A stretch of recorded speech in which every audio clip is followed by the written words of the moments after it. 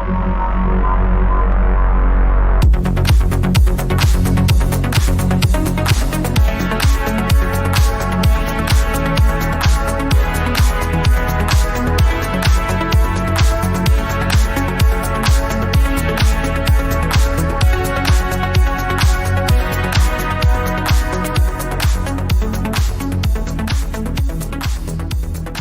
morning, good afternoon, and good evening. Welcome to the Winner Winner podcast. My name is Mike, aka MTBtrigger, and I'll be your host today. And I just wanted to welcome you back to Winner Winner Season 3, Episode 1. It's launch time. We're back. Let's get after it. So if you're brand new to the show, welcome.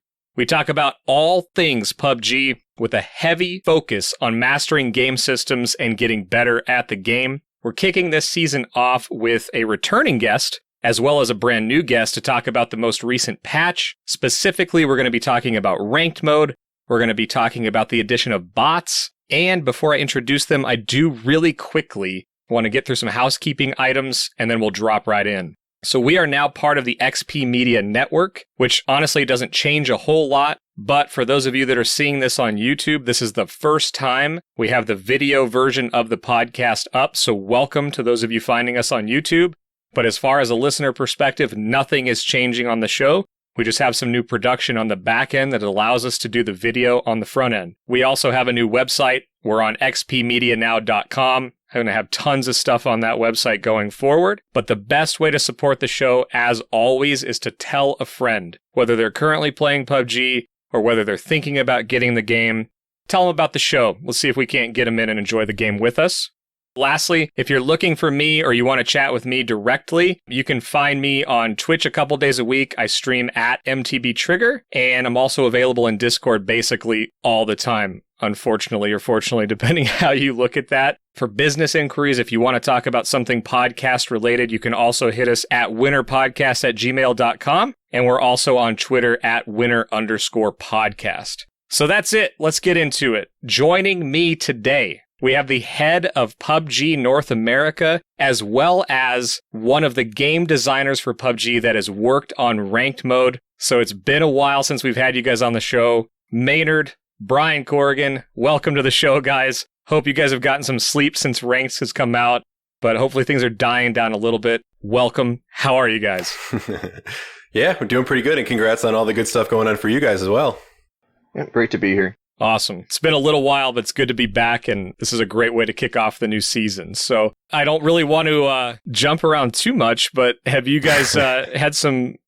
Has your stress levels gone down a little bit since Ranked is out now? Yeah, the time period between bots launching on console and Ranked launching on PC was an extremely stressful time. So I don't think anybody slept for about, what was that, 3 weeks, Maynard? Something like that. Yeah, it's been a while. Actually, it's been even worse recently, up until very, very recently, because when you have like Ranked mode launching on PC and then console a week later, both of those events, the server downtime ends at around 4 a.m. EST. And of course, after having worked on this for over a year, I'm not just going to go to sleep and wake up. I'm going to be up at 4 a.m. like looking at it when it first comes out. So the sleep is only just now coming back to us. Night.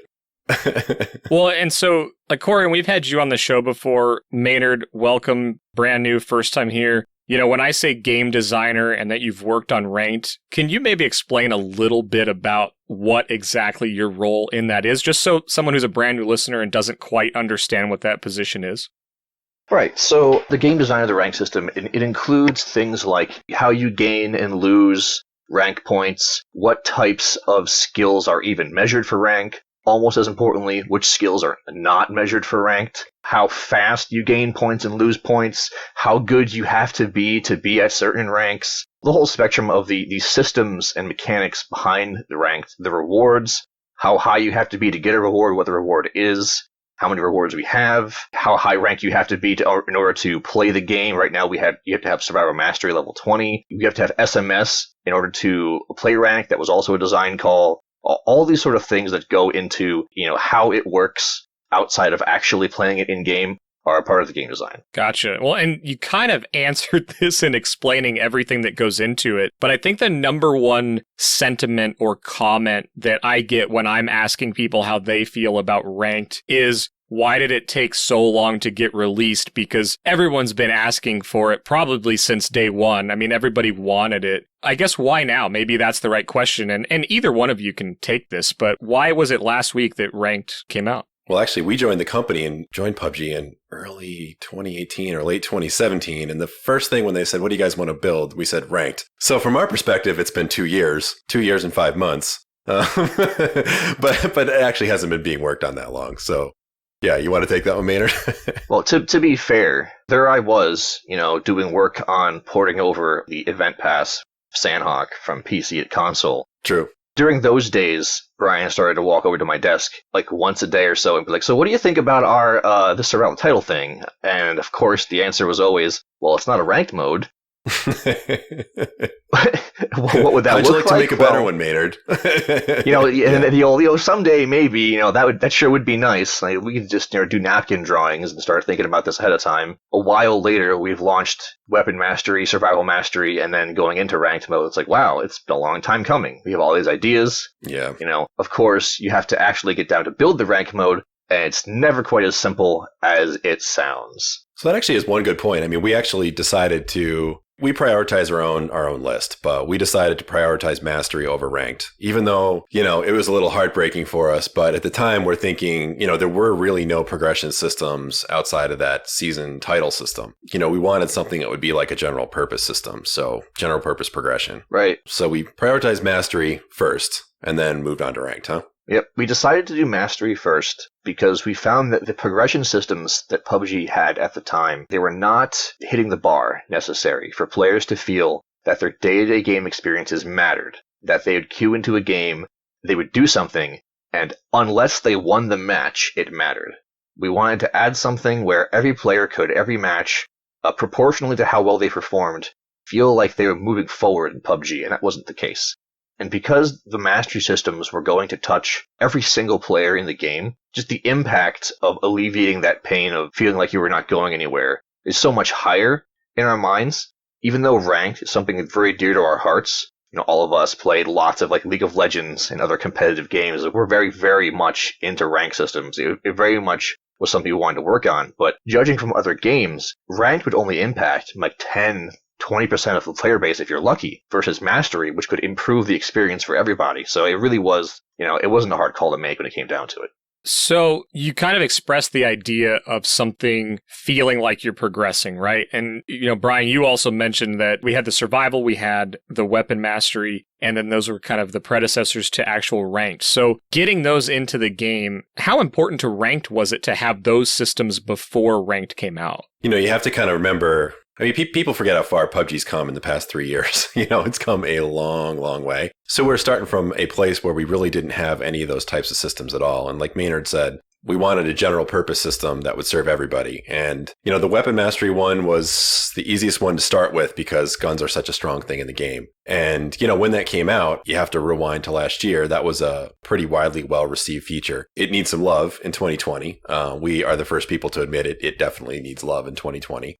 It probably needed love in 2019, but, it needs some love. Then we worked on the survival mastery system, and that one was, I guess I would say, probably in some ways a little closer to serving the general population, because when weapon mastery came out, we knew how many new players had a hard time with the guns, because the guns in our game are notoriously great and notoriously hard. And, I think that system tended to serve a lot more of the experienced players than we hoped. But when Survival Mastery came out, we saw uptick on that one right away. Right away, that system is rewarding after every game. You get the pop-up, you get something, you earn something after every game. That wasn't exactly happening in Weapon Mastery because you actually had to do something correct with a weapon, which is hard for a lot of new players, and you just don't get a chance to do it. So I think we were pretty happy by the time the Survival Mastery stuff came out. And then, honestly, we just had to make a call of, do we go back and revisit Weapon Mastery and Survival Mastery and do more of the stuff that we want to do? We'd like to have stuff like in-game, heat maps and things like that. A lot of the stuff that people are enjoying out of the game,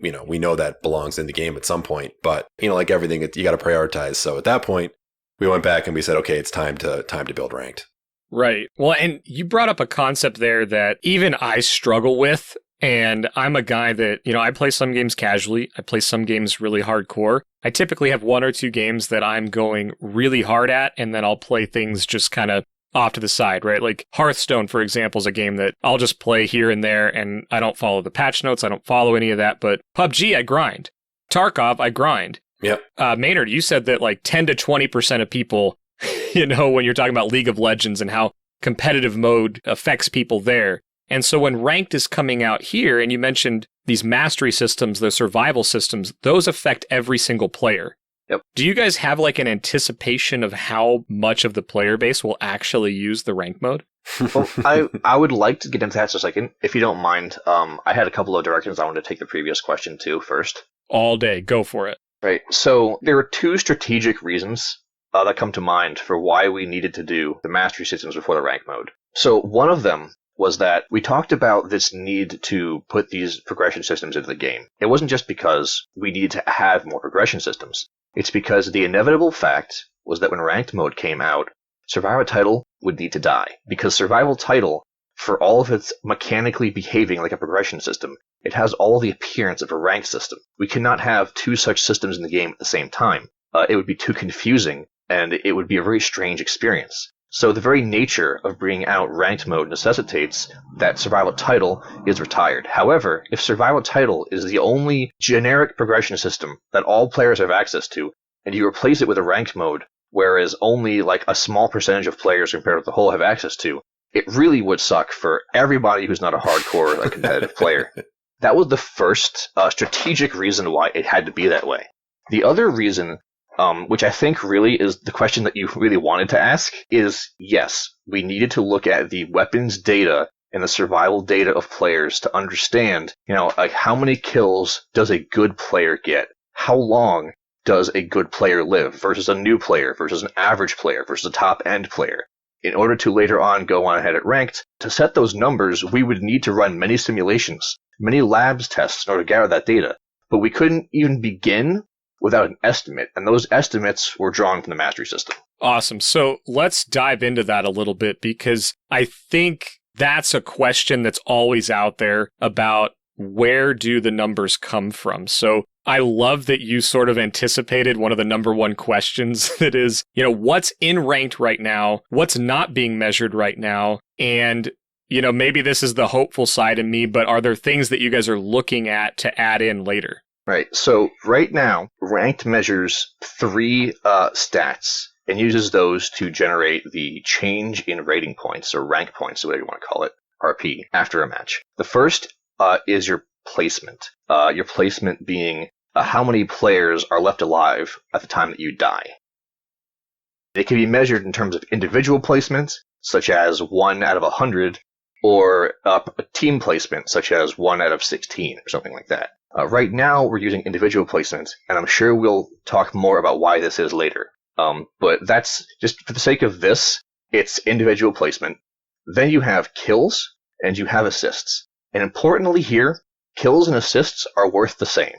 So it doesn't matter whether or not you or your teammate gets the last hit, if you'll forgive the MOBA terminology. Both of you will get credit, the full credit, not just partial credit. So there's no competing between your own team for getting a kill. All that matters is, can you do it or not? The amount of placement points you get and the amount of kills plus assists you get are combined. That behind the scenes gives you what we call a performance number.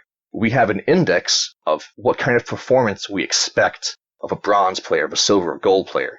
And the difference between your actual performance and your expected performance is what tells our system whether you should gain or lose points and by how much. And this happens at the end of every match. Eventually, if you play enough games, what's going to happen is that you will reach a rank where you are capable of producing consistently the performance points that match that rank tier over time.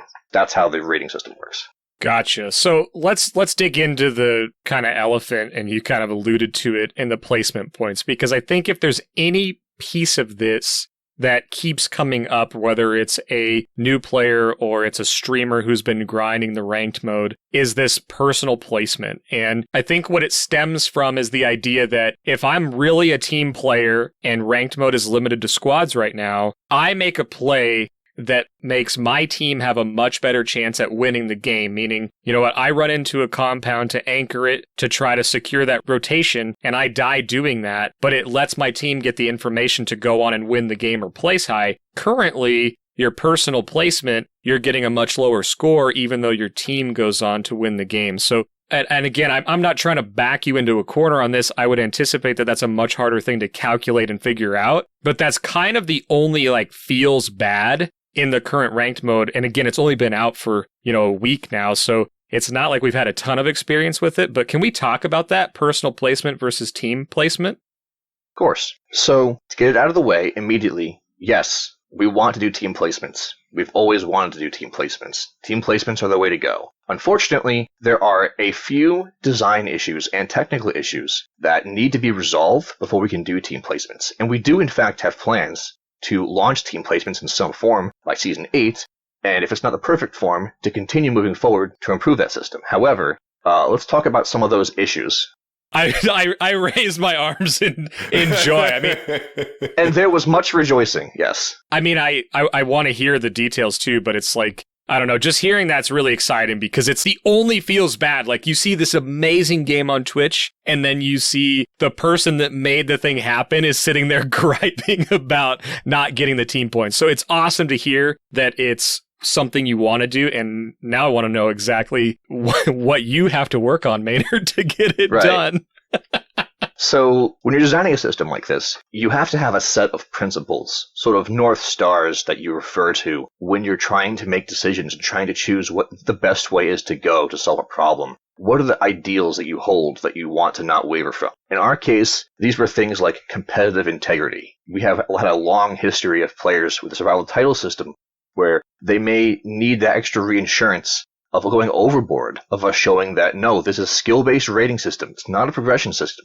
Every aspect needs to be carefully tuned to reinforce the fact that this is not a system meant to be gamed or a way for you to cheaply get a rank or any of that. And so that comes into issue when you have things like team placements, where the immediate thought is, oh, were you carried to your rank? Did you just find your highest ranked friend / paid for friend that you could and then just chill while they conquered the whole server, maybe with hacks, maybe not with hacks, and then you find yourself at the top of the leaderboard? The integrity of ranked is very high on our priority list. So that was one immediate concern about team placements that we had to deal with. It's a concern that when stacked against other concerns, eventually turns out that we're willing to lay off a little bit, especially after the launch of ranked, where players have very clearly seen and understood that it's a skill-based rating system from their own experiences. We can pull back a little bit on being over-indexing maybe on that, but it was definitely one of the things at the forefront of our minds.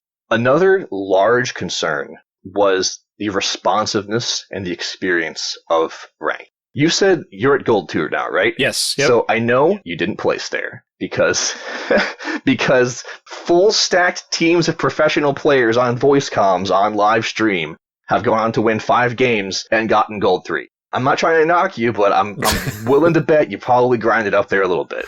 Yeah. I put some time in, Maynard. I put some time. Right, you put your time in. Because you put your time in, you know this experience, right? Going ranked. You have your intense game. Maybe you won really hard. Maybe you got crushed. Whatever the case, you hit exit the lobby. You go back. First thing you see immediately that post-game screen telling you, you got this placement, this kills assist. Here's your RP change. This nice, glorious, like fat XP bar, like really fat XP bar that feels good to fill up and go down.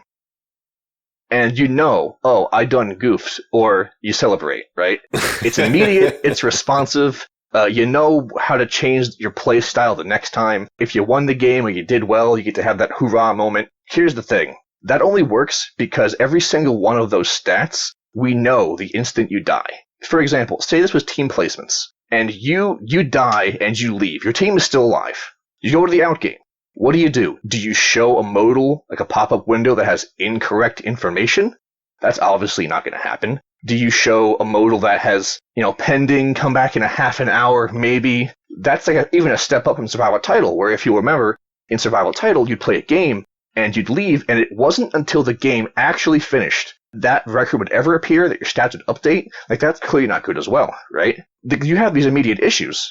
So how do you do team placements and then have that satisfying, accurate, immediate notification of what your rank change was. So this is the other major design issue that we're working with. And we have ideas that we're pushing forward on how to deal with this. Things like, well, maybe if you spectate your team, as soon as you leave the game, at that point, whatever your team rank was when you left spectating, that's what you get. So if you watch the whole time, you get the full team placement. Or if you leave early, you get partial credit. Like, these type of things are the direction we're looking at. But that leads into the technical issue of that tech isn't there yet, right? Every action that occurs in the game, in order for what's called the out game to know what happened in the end game needs to generate these like messages that it sends to a server that are accurate and up to date, and it needs to get from there to the out game in a matter of seconds before you get out of the loading screen in order for it to have that information. Right now, those logs, that like pipeline of information, doesn't exist for this type of leave during spectate update scenario. And we're trying to get that in. We're seeing if it's feasible for Season 8. That's the direction that we look to be going in right now. But it just didn't exist in time for the launch.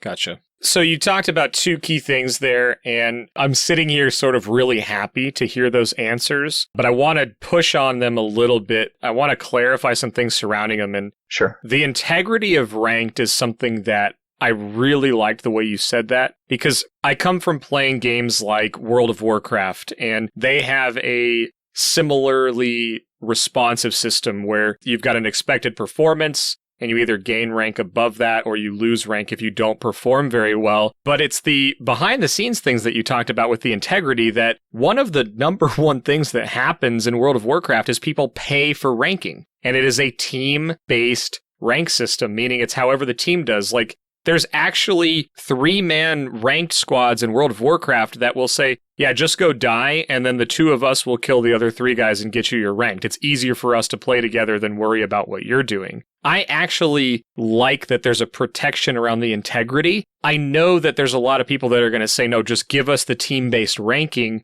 So I don't know if there's more to say on that or if there's other models that you guys have looked at. But to me, it's really cool to know that you can't really game the system, or you're doing your best to not allow people to game the system. Because at this point, adding ranked in at this time, you know what? If I put the time in to earn gold, platinum, masters, whatever it becomes, it's going to be cool to know that you're looking at someone, they probably put the time in, and you guys are really working to not allow gaming of that system. Right. It's very important to us. And when we made the decision, when we discussed team placements versus individual placements and the impact that this could have on the integrity of ranked, we didn't lightly make the decision that we could discard, the importance of individual placements. What it came down to was that the total amount, there was flexibility in the system. There was some leeway, right? We over-indexed on protecting the pure skill measure, your personal skill measure of ranked. And because of that, we're able to pull back a bit. We have individual placements right now, but we also have individual kills, individual assists. And the way that the calculation of performance is split up, the maximum potential of what placements can get you and what kills plus assists can get you are the same. A first place in, getting a chicken dinner is worth as much placement points in terms of performance as getting the maximum amount of kills and assists, which at the moment is 10. So if you get 10 kills plus assists, that's as much of a performance in the calculation as getting chicken dinner. So what this really means is that if we relax, and it is relaxing of the system, if we relax placements so that you can have team placements, as long as we still measure kills and assists on an individual basis, there will be a plateau where players who are being carried cannot go past. Because they will hit a point where just having a chicken dinner, even, and no kills and assists will not carry them beyond a certain rank. Gotcha. And because we built it like that, we have that leeway. But because of that as well, that means we can't do both. If we do team placements and team kills and assists, which I've seen some players advocate for, you're completely removing any responsibility for the player themselves to prove that they deserve their own rank.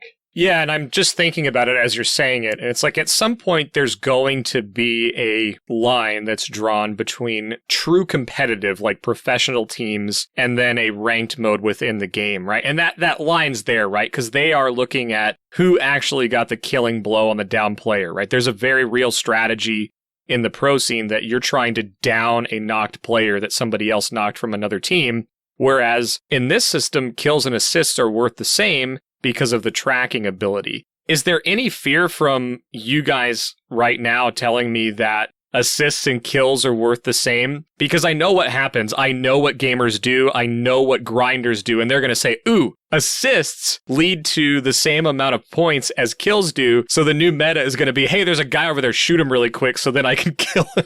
Nope, not afraid at all, because we thought of that, and you have to participate a certain amount. So we have assists broken up into certain, what we consider to be useful contributions. I'm not going to give the exact number right now because of what you just mentioned. Say 4 people all focus fire on one dude. Probably only 2 or 3 of them are going to do enough damage to that person before he goes down in a short time to be credited with an assist. One guy is not going to tickle him with 1 bullet in the toe from his vector and do 8 damage and get the assist, right? That's not going to happen. However, if you make a useful contribution, you will still get the assist. So, say for example, I knock a guy with my Car 98, and I'm 300 meters away, and he falls behind a hill, and I'm like, well, damn, now I can't finish him. But my teammate is up there, and he nades him. The teammate who finishes the down player gets an assist, because that is a useful contribution to actually finish the player off. Now, if that player just damaged the downed player and the guy never died, well, nobody gets anything. You only get credit for kills and assists. We actually had this whole conversation around damage in ADR, a well-known and long-used stat in the community, and whether it should be involved in the rank system. I made a very lengthy post on Reddit about it to anybody who asked. We had a lot of discussions about it internally, about why we should or shouldn't use it. We can rehash some of that right now, but basically we came down to kills and assists, because kills and assists are like the core defining factor of whether you actually usefully engaged in the fight, or whether you just like poked back and forth and just wasted your ammo and your attention to yourselves. So when you're talking about your indexing too, I'm assuming you guys looked at ADR and things that you can probably track and looked at things like that. Is it necessarily a correlation between ADR and kills, or is it just so all over the place for low-skilled players to high-skilled players that it's just not really it's not something you can attach to certain ranks, as it were? So the ADR stat is strongly correlated with kills and with placement points, actually. It's not that it's not a correlated stat. It's that it doesn't meet the standards of integrity we want for our rank system. If I tell you kills and assists are what you need to get for ranked, you have no choice but to actually kill someone. If I tell you damage is a factor, you now have the choice to change your playstyle to farm people for damage. Poking people but not finishing them. 2 teams sitting in opposite compounds, not intending to kill each other. One guy shoots each different guy 1 time each to get maximum ADR, and then both teams leave. There's all these different things that, if you want to plug those holes in the system, it starts getting very complicated and obtuse. Maybe you put a restriction on, I can only get 100 ADR per person, and now you've created an incentive to farm different people. It eventually comes back down to, you have to put so many conditions that eventually result in, you need to actually kill the person that you were shooting. And at that point, it's just kills. It really is just kills now, with all the middlemen. And so, sorry, damage is out. So, Corrigan, I want to hear kind of your take on this, right? Because I look at, this is a challenging communication issue, right? How do you... It's like that conversation right there. I feel hearing the lead up to that, the explanation of it, it makes sense to me. ADR is one of those things, and again, it's in every FPS game out there, right? Counter-Strike, ADR, it's everywhere. And it's always looked at, and it's usually tracked on every third-party site as well. But when we're talking about something like that, again, it's FPS-centric, but so is kills, right? The kill-death ratio was probably the original one. And then that one gets looked at, and it's well, you've got an 8 KD but, or you've got a 400 ADR but. This seems to be these issues right here are the crux. So when you're trying to figure out how to move forward on it and what to talk about going forward, how do you take what Maynard's talking about and be okay, this is what we want to work on? Is there fear that team rating points can't be done, or it's so complex when you break it down into these individual little pockets that I'm just wondering, how do you actually get this out to everybody that's playing in it? Well, we're super good at communication sometimes to start out with.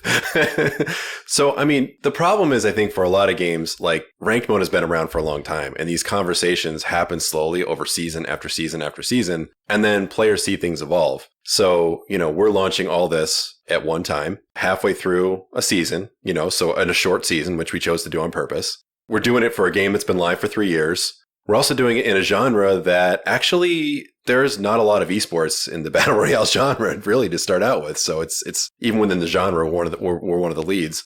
And then we have, a competitive community. We have multiple ways to play the game already. We have players that are really good at the game that aren't playing squad modes, and we just have to even educate them about squad to begin with. So we have a very hard time, getting all that out because of all those reasons. So we've tried to get out some articles about ranked. There's going to be another one probably just launching before the podcast here comes out or right after. We've tried to take it to Twitter a lot. We've had a lot of discussions with the pros. We're in the Discord with the pros, talking to them because, they have to understand why the public ranked can't work exactly like the way that we judge the pro scene and things like that. It can't work exactly the same, although it's very close in spirit. And that was actually, another goal I was going to say that we had all along was we really wanted to support the pro scene because we're big fans. But honestly, I think just stuff like this, like it has to be a lot of conversations and the information has to get out there. But, it would be hard for us to write a 50-page paper to summarize basically all the design work for the last year, because what you're getting from Maynard is the result of, literally hundreds of hours of debates, arguments. We have a lot of people who are really good at PUBG internally who challenge whether or not things like this are even possible. And so far, honestly, we've been really happy with the launch and the reception. And the ultimate measure is whether or not it feels good to players, because ultimately it just has to feel good. And we have been getting a lot of really good feedback on it so far. So. Well, and that feeling thing is the kind of the point that I wanted to make and ask a question around, right? Which is, I look at something like team-based rating, right? And Maynard, I love the detail behind it because I know that I'm probably going to re-listen to that and have to chew on it.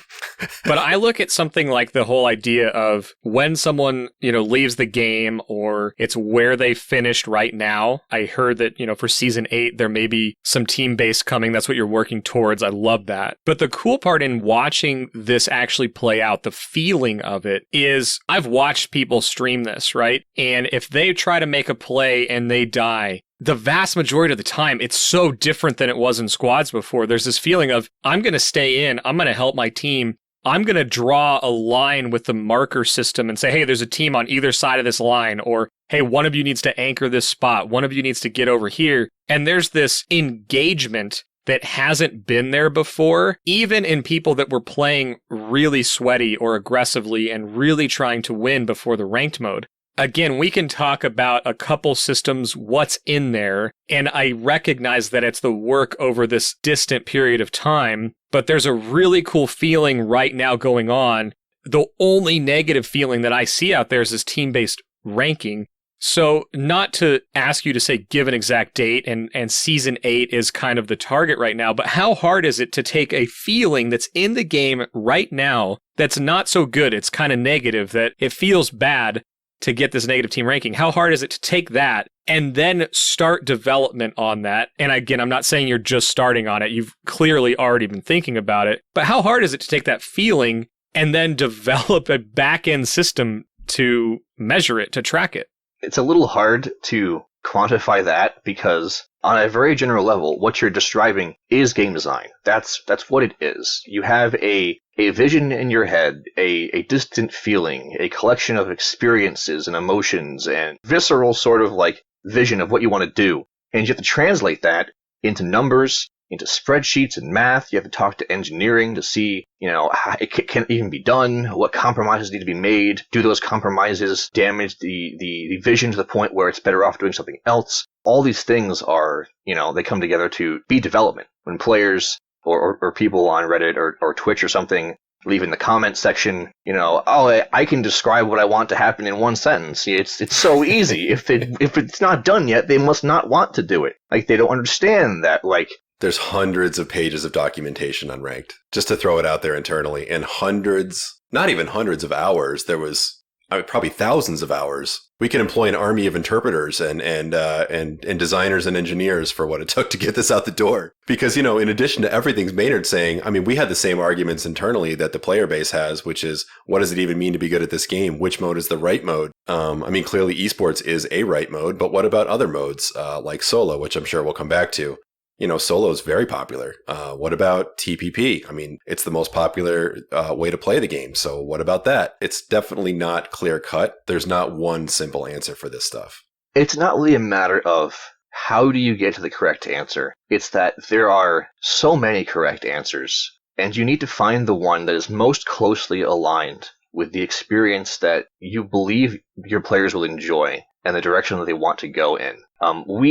We must have thrown away, or archived, I prefer to think because of how much work I put into them, at least 6 fully designed rank systems. We're talking things like a seasonal circuit where you compete in a mini rank system several times and earn qualifications into like a later tournament thing, all the way down to like what we have now in terms of complexity. Actually, there's a version of this that combined ranked play and normal play, which obviously for many reasons was a terrible idea, but it would have been nice from the right. Matchmaking queue perspective. It was the holy grail of the engine of like the back end team, the platform team. They were like, if we can just let them play ranked on the normal queues just like labs, why can't we do that? It's such a beautiful dream. The matchmaking would always work. It would be just like Survival Title, but better. And it's a very seductive dream.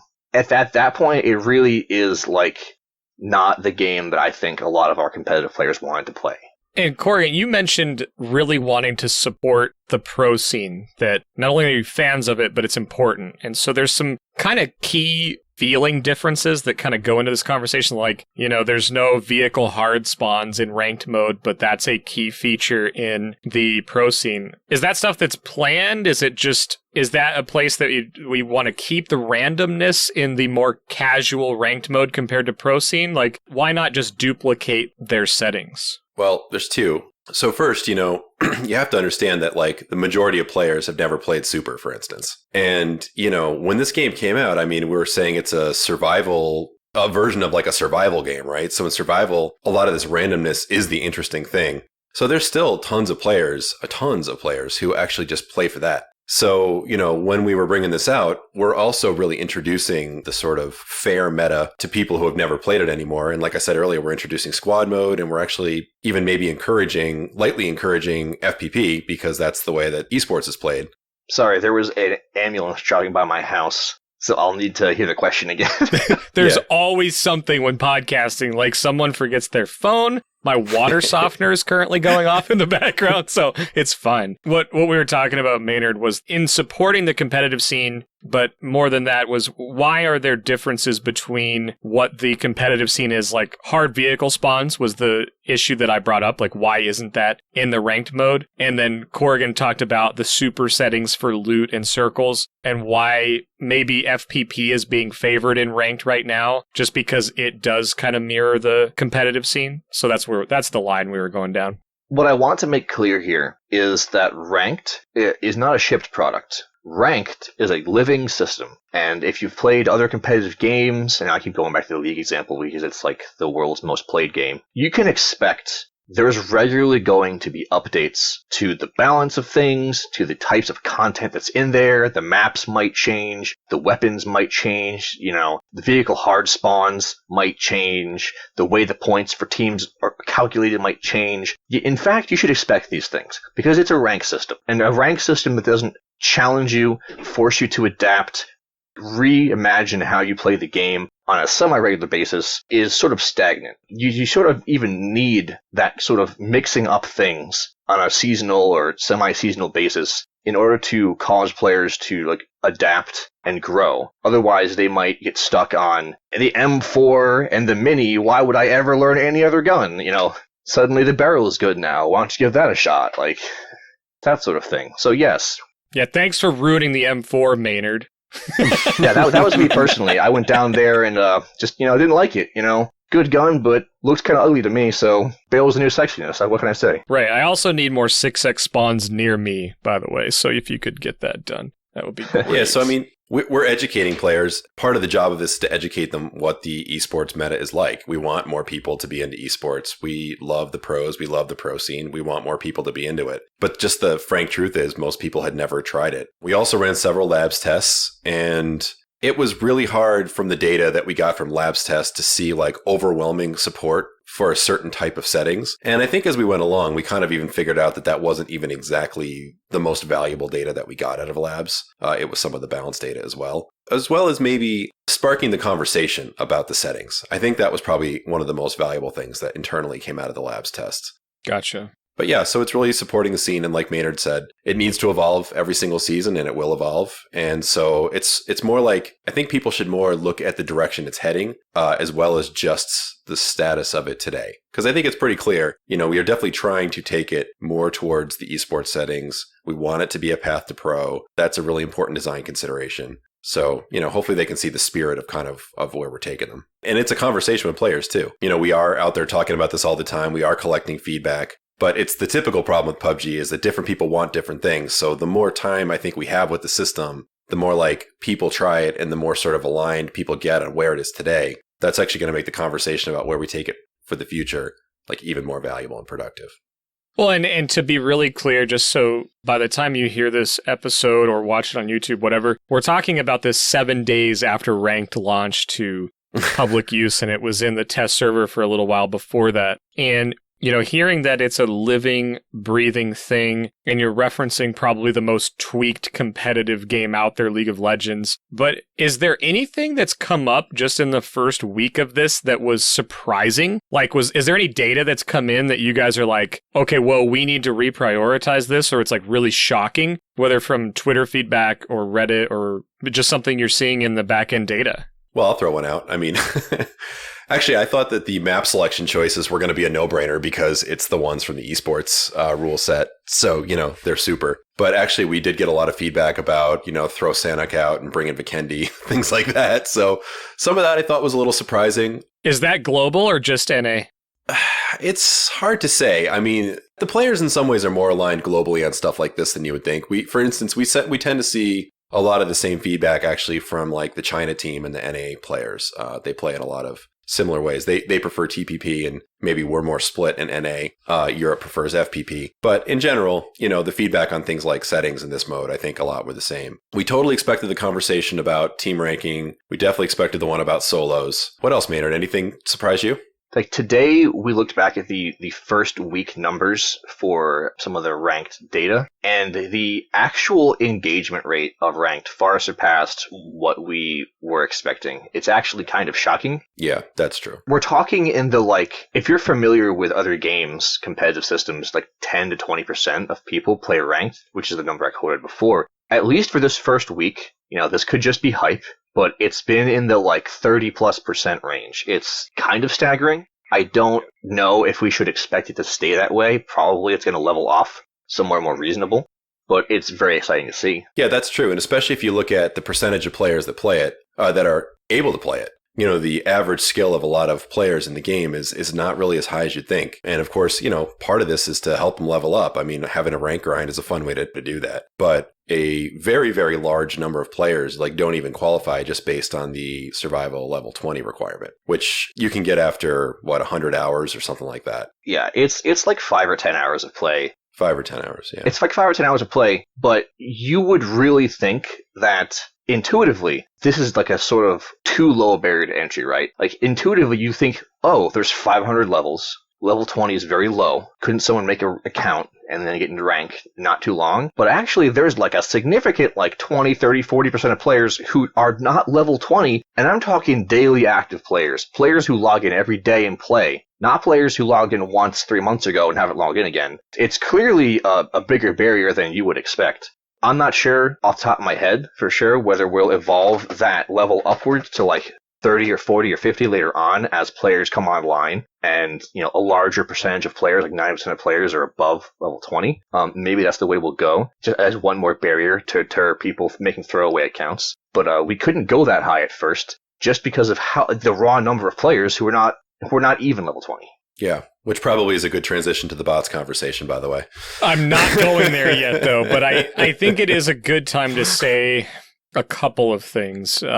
I'm actually, let's table the transition to bots because it would be really easy to go there. And I think we'll open it back up on the heels of that sort of stat, that number of players that are actively playing that aren't at the 20 survival system. I love that. But you guys said a couple other things that there's a few things that have surprised me. And I'm not actually surprised about the ranked. And anybody that talked to me before this patch hit live, I haven't changed the way I've been talking about bots and ranked. I do believe it's some of the best changes you've made to the game. And for those of you that haven't seen or heard me before, I am primarily a solo player, and I learned to play duos once the solo queues started to stagnate a little bit. So squads for me is probably my least preferred play mode in the game, but I have been loving ranked. And again, this is the thing that it's cool that the data is showing for you guys, but personally, I look at it and say, having a team of players, I started out playing just soloing into random squads in ranked the first day it came out and had a couple of really nice finishes as a team, couple of top 5 placements, a couple of second place, and having people randomly come together and going for the win, right? Everyone's trying to help and go for the win was really cool. But then also to take players and people that I've known for a long time, we'll do memes on Sunday nights, but then we get into ranked mode and it's like, boom, sweatsuits are coming on. We're getting after it. Like we're going to prone out and go after some people. It's been really fun. And it's a feeling thing. It's a feeling of, you know what? The ranked system is really good. At least my opinion is that it's really good out of the gate. Because honestly, a ranked system should feel like you don't really notice it, right? You go through a 30-minute match. It's an awesome game. You win, you lose, or you get killed early, whatever. But if the rank system is right, you kind of click through it as fast as you possibly can to get into the next match because the gameplay is so good. So I hear that whatever the engagement number is, it's awesome to me that it's blowing your guys' expectations away, but having played it myself and then hearing people get excited about it doesn't surprise me. And so, I don't know, man. I don't know if it's going to be the hype that caused it. I don't know if it's people that are just wanting to try it. But I'm seeing people that were solo players, duo players that are now trying to learn squads. They're like, I got to go watch some, videos on the rotations, what things are called, how to manage the circle and rotations and all this stuff. So I'm seeing the same thing, but from the player side. Yeah, I do think it's great that squads definitely brings a whole nother element to the game. I mean, I'm not saying anything that's bad about solos or duos. I mean, we have a ton of solo duo players and we love that mode too, but squads definitely brings a whole different, kind of meta. I mean, the team play aspect of it is the best part. So it's fun to have a squad. It's fun to rank up together. It's fun to do well together. And I think, we actually have seen also an increase in the number of squads being put together and played, which ultimately is really good. I mean, for any game, like what makes you want to play it? The people you play with, for the most part. So it's a really strong thing to see happening from a health perspective, for the game. Things are going pretty good lately. Right. Let's hit that though, because I wouldn't be doing my job if I didn't come in with the biggest concern, from that solo and duo player group. And, it's squad only right now, right? So ranked is squads only. But there's a very significant number of players that were solo only, whether it's because they were content creators or that's just the way they fell in love with the game. And I can attest to that, right? I was brought to this game by a squad, the guys that I game with on basically every game, and we rotate around all the time. And I hit PUBG and it was just the end for me. This is where I stayed and they moved on. So then I fell in love with the game over years playing solo. But then there's also duos, right? There's guys that also agree with your same sentiment about team play being the best way to experience this game, or it's widely accepted as one of the best ways to play this game. So they dug into duos because the teamwork with another person is really good. So I guess the questions related to all that I want to ask are, is there plans for solo or duo or both ranked mode to come in? Is that possible? Or what are the thoughts around that? Because, again, we're going to talk about bots. That was something that is really geared towards new players to give them something to do and how to learn the game. And then ranked mode is to give veterans or new players that thing to say, hey, here's how you can get good at the game, really good at the game, and potentially look at the pro scene. So we've kind of got this laddering effect, but it's for brand new players and squad players, and then the solo and duo, veterans or content creators kind of got left out. So kind of curious on the thoughts there. Right. I just want to preface this first, and then Brian, you can jump in if you want. At the start of this, I want to make it very clear. So, Jin, who couldn't be here, is the other game designer on Ranked. On Mastery, we've worked together on several projects where we are really in sync.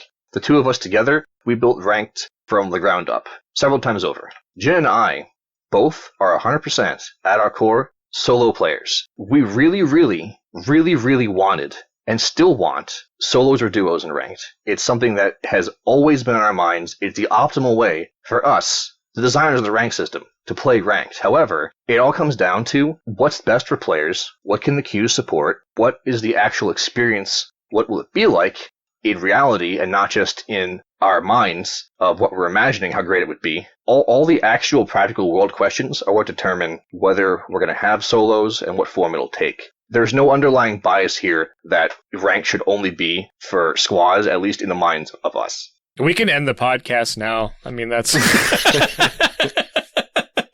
Yeah. I mean, there's not much to add to that. I mean, it's like, if we had to pick, of course, squads was the one to pick because, as I said, we also have to support the pro scene. And it would have been absolutely crazy from a player perspective to bring on a ranked mode that was solo only, for instance. That would have been crazy. But at least when it came to squads, people could understand, well, of course they're trying to reinforce esports. And, we did make sure you could play as a solo squad, etc. But, we understand that, those players are at a huge disadvantage. For a lot of people, that's really fun because it's even harder. But for a lot of people, that's not fun. And so, we know that's been a challenge for some of the content creators specifically. And we are talking to these guys, but the design of one feature is kind of, you could look at that and then you could step back and you could say, but then there's all these other things being designed too. And so, for instance, one of them is things like the bots, right? And how we're going to bring bots in and layer them in. Then there's things like, ping lock, which we'd like to be able to bring out. Of course, that's been being screamed out. But we also have all these matchmaking queues to deal with. And there was a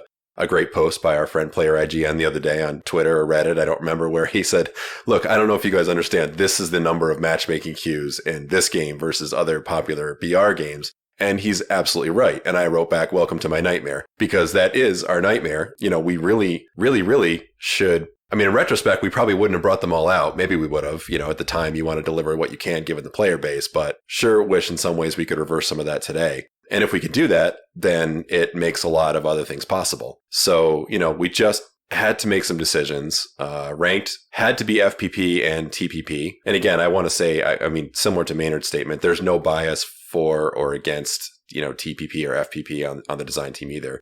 It's about that experience, and there are just a ton of TPP players, and we don't want them to feel like they're taken any less seriously than the FPP players, because they're absolutely not. And frankly, they outnumber the FPP players. So, that's the same issue with that one. But we just had to make a tough decision, and it's just what it came down to it. And sometimes, you just got to make a call like this. Adding 4 new queues in every single region just was not, something that we felt comfortable with, because as Maynard said, there's the number of players who can play ranked, and then there's the number of players who then choose to play ranked who can play ranked. That's broken down further into who wants to play TPP versus FPP. And then if we also offer a solo mode, that would have been 4 new queues. And, we didn't really even know what the adoption would be. So, we really had no way to even estimate how many people would play. So the last thing we want to do is bring out a mode where, you have to queue for 2 hours to get into a game. I mean, that's just not fun. And then it gets a reputation for having a long queue, then nobody plays it, and then it's a self-fulfilling prophecy that it'll just be a dead queue forever. So, these are real decisions. It really helps to know as well here that if you break down the percentage of players who primarily play solos, duos, or squads, the players who play squads vastly outnumber the players who play solos and duos. This isn't to say that the players who play squad receive preference in getting a ranked mode because of this. This is to say that the safest possible bet to see whether a rank mode could work at all would be to see if the queues were healthy with squads. Because if the queues were not healthy with squads, there's no way they'd be healthy for solos or duos ever. But the queues are very healthy for squads. So it's one of those situations where, how do we resolve that problem? Well, we make some tough decisions and remove some of the normal queues, maybe. But, we also launch the safest thing we can. We get a bunch of data. It gets a bunch of momentum. We can always make changes. Just like Maynard said earlier, it will evolve season by season. But also, it's like the support of players is what ultimately allows this stuff to happen. So if players can get behind it, and that's not like boycott ranked because it doesn't have solo. It's like, no, go play ranked. We know if you're playing as a solo or a duo, go play ranked, rank up. Right. It's just sort of an extreme example, but just say for the sake of theoretical argument, that we looked back at the end of Season 7 at the population data of players and how they queue, and there were enough players playing solo squads that they could get matches in solo. That would be like an ironclad argument to open solo queues. Easy way to bring out. That's a ridiculous assertion because of how much harder solo squads are, but just think about that. If every single player who was so dedicated to solos played solo squads, they could almost force us to open solos by playing that way. But by actively boycotting the game, that drastically diminishes the chances, for obvious reasons, why we'd open a solo These queue. things are usually the exact opposite of the way players assume they are. Yeah, and I guess that sort of mindset, though, is the spreadsheet junkie in me screams out, right? Because it's really easy to be like, well, if everyone's queuing solo squads, we'd have to do something about it. But when squad only got released, the solo player likes to play solos and probably doesn't like to play solo squads. It's a totally different experience. So that one's hard for me because I don't think anyone's going to do that. I hear the point you're trying to make, but if I like solos, that I don't like squads. So I like shooting one person and knowing they're going to die. And the way you play solo is so different from squads, right? Because you knock somebody, now the rest of the team knows where you are. It's a totally different dynamic. So I hear you. I don't see the player base in solos doing that because they like to play solo. They don't play well with other people. So they're not going to band up to get this done. Oh, of course not. I'm one of those players too. I wasn't trying to say that this is the requirement to open a solo queue. It's obviously a ridiculously over-conservative example. It's sort of the thing where you're wondering whether your house needs to be bigger, and then you have Godzilla living there, and he's poking through the roof, and it's like, well, I mean, just prima facie, obviously, it's way too big. You need a new house. That's the sort of thing that would happen if there were so many solo squads players. It's clearly not what's going to happen. Right. That'd be crazy. It sort of sets a ridiculous edge case of, well, if we hit that point, some point earlier than that would be the reasonable point, right? But where that is, that becomes a very fuzzy sort of half feel, half statistics, community sentiment discussion. And that's kind of where I wanted to get, though, because I guess for the people that are passionate about this, it can be really challenging not to sound whiny and negative, but to also give constructive criticism. But when the mode doesn't exist, it's hard to give the constructive side. So I guess the things that I keep hearing and seeing out there that I kind of want to float to you guys is I don't think it's an and situation that people want. I don't think people want squads and duos and solos. I really do think where most people are migrating, having played it for a week, is that they would like squads and another option, whether it's solo or duo, right? And I've heard people say, well, duos ranked would be great because it preserves the competitive teamwork aspect of squads, but it's easier to queue into finding one other person to play with versus getting 3 people. And then there's people that would say, well, solo is the true battle royale experience. It's me versus everybody else, and I have to survive. So if we were going to create a mode, it would be nice to have one without bots that was a true battle royale mode. But again, I'm not discounting the need for the queue support, having enough people being able to play it. It's not like we need all of these different systems. We need maybe one more. So I don't know. What do you guys think about that? Right, all these queues, they have distinct pros and cons, right? You go down a list of them. One more for solos, for example, would be the argument that it doesn't have another person in it, period. And you can say that duos preserves the knock and down aspect, and solos, maybe you don't want that. Maybe I want a kill is a kill is a kill. I don't want to deal with sniping somebody in the head from 400 meters and they fall behind a tree and now I can't kill them. That's just a pro for that guy. But maybe for the other guy, he wants the safety net of knowing, oh, if I get randomly headshot, I still have a chance as long as I'm positioned well, my team can revive me, right? So there's no true right answer there. It's just a preference answer. Yeah. And of course, obviously, we love to give everybody everything, but that's the interesting part about design is we operate under constraints, and the constraints are dictated by, at least in this case, the number of people playing. So can I guess the final question I would ask in that line is, are we getting solo? Personally, that would be the one that I really like, but I can also see the constraints of solo. So even as a primarily solo player, I actually look towards duo as potentially the better model because it gets people prepared for squads, meaning you've got to find someone else to play with, or The solo player, I think, has a much easier time queuing into a ranked duo as a solo duo, because if you get a knock on somebody, you've created another 1v1, and which is much different when there's 3 alive. So I can argue it both ways. I mean, again, Maynard, you made the point that we can weigh the pros and cons all day long, but the development of it, what I'm hearing you say, you can't live in the, you can't live in the weighing of the issues. At some point, you either have to do something or choose not to. So I also respect that. Not doing anything is also a choice. Yeah. We were actually just having this exact discussion yesterday because we're currently trying to make a recommendation and, or come up with a plan, really. And we heard the same feedback from every region about solos. I did hear it's a little interesting that I think in North America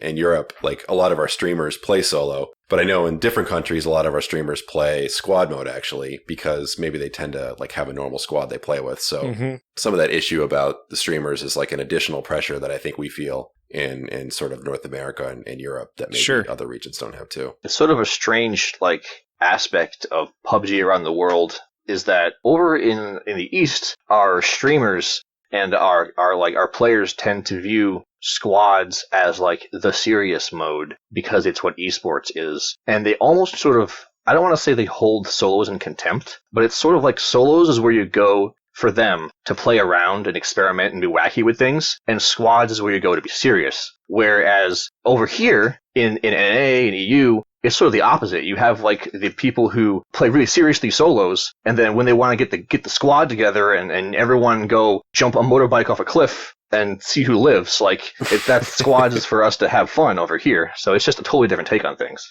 So I guess, and I agree, right? Because I've done both, right? There's times where solo, I'll go do crazy stuff. But then, my only regularly scheduled stream is Sunday night memes in a squad on PUBG. That's when I do that. And that's how it's always been. And now it's changed a little bit with ranked. So I guess my question is this: as a player, or, whether content creator, someone who plays solo, someone who has a duo partner that's all they play, how does somebody that believes in adding another ranked mode, whether it's solo or duo, how do they get that feedback back? Because we can't do it by playing squads. Over supporting squads, and if we're blowing expectations away and supporting the squad mode, that's great, but it's for squad mode. So is there something that we can be doing to get more light shined on that? And when I hear you saying you're looking to make a recommendation, I'm reading between the lines there to say, well, that means you're making a recommendation, so I like that. Yeah, I will say first off, we do hear everybody super loud and clear on this one. And there's a lot of data points too, because there's also the data point of, how many people who have historically primarily played, maybe mostly solo or duo are playing more squad games now than ever. So there's that data point too, which is interesting because, they're getting a whole new aspect of the game. So we're looking at that as well. But this is going to be one of those ones that is just honestly a hard call. One of the shortcuts we could take that we're thinking about, but is difficult at the moment, is it's possible to do it differently by region. That also has its own challenges, right? Because you don't, we go back to the sanctity of the rank system, which, as Maynard said, is right in front of our mind all the time. And, we want people who say that I'm a gold ranked PUBG player, or silver or master tier, anywhere you go, to be able to be held with that same level of regard by other players who know what it takes to be that rank. We can't lose sight of that along the way if we do it differently by region, even though in some ways that might be, immediately what the players want. Long term, it might not be the best thing for the ranked mode. And Maynard, do you want to add anything to that? Yeah. Come on, Maynard. Yeah, I'm not really sure what point to bring here, if I'm being totally honest. It's decision.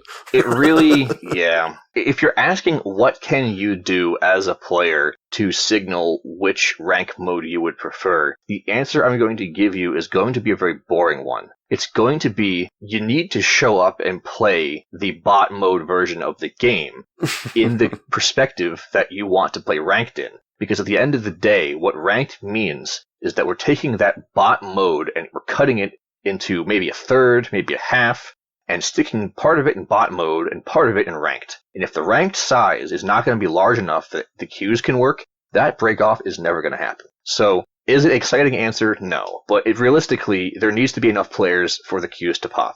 Sure. So let me ask this, right? And again, I'm not a game designer, I'm not a developer, but you guys have done some really cool stuff on the test servers. There's always room to test things. So is it too dangerous, or is it something you could do to say, hey, we have the ranked algorithm working for squads. It's not perfect for duos or solos, but we would like to test out to see how it would work. Is it too risky for you guys to like open the mode up, or does it require so much coding that you'd actually have to make the decision ahead of time? And I realize we may be getting way too in the weeds here, but it's like, I'm in a spot where as a veteran player, I look at ranked as just being this amazing thing that I had questions about, honestly. And now I'm like, I'm DMing everybody on my Discord trying to figure out who wants to play ranked tomorrow night, you know? And so, again, that might be too in the weeds, but is it something that's testable? Does it require too much backend to move the, ranking algorithm over to one of those other modes? I'm going to give an answer that it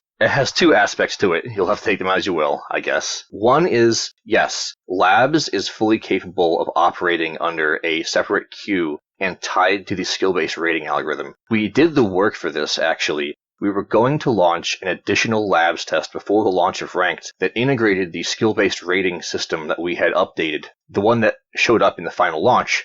That was different than the previous one, with the game mode settings that we launched with. We were going to do this test so that we could see how they work together and see if that magic that you actually did feel of players playing seriously because they cared about ranked mixing with the game settings created the experience that we wanted to. We ended up not shipping it. There's a variety of reasons behind that mostly come down to production is hard and there wasn't enough time. But we did the work. It's definitely possible. So if we wanted to, and we decided that it would be helpful, we could launch a labs event at some point in the weekend where we had a solo mode with the esports settings and see how many people showed up. That's definitely possible. Unfortunately, this is the part that you're probably not going to like.